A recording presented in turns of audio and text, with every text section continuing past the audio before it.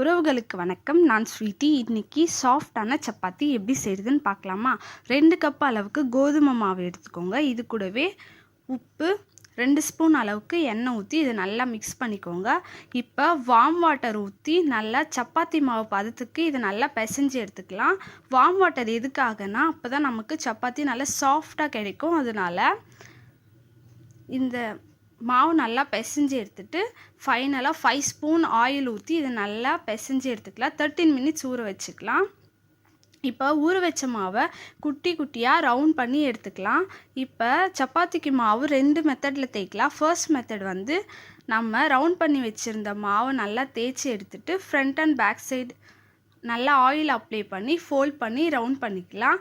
And second method வந்து நம்ம round பண்ணி வச்சுருந்த மாவை டைரெக்டாக தேய்ச்சி எடுத்துக்கலாம். உங்களுக்கு எந்த மெத்தட் ஈஸியோ நீங்கள் அந்த மாதிரி ட்ரை பண்ணி பாருங்கள்.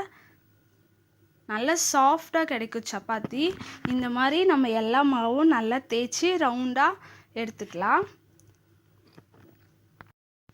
இப்போ கேஸ் ஆன் பண்ணி தவா வச்சு இப்போ நம்ம சப்பாத்தி எல்லாம் ரெடி பண்ணி எடுத்துக்கலாம்.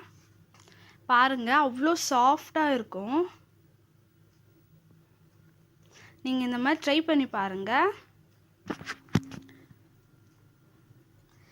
புதுசாக யாராச்சும் நம்ம சேனல் பார்க்குறீங்கன்னா லைக் பண்ணுங்கள், ஷேர் பண்ணுங்கள், சப்ஸ்கிரைப் பண்ணுங்கள். நல்லதை செய், நல்லதை நினை, நல்லதே நடக்கும். தேங்க்யூ ஃபார் வாட்சிங்.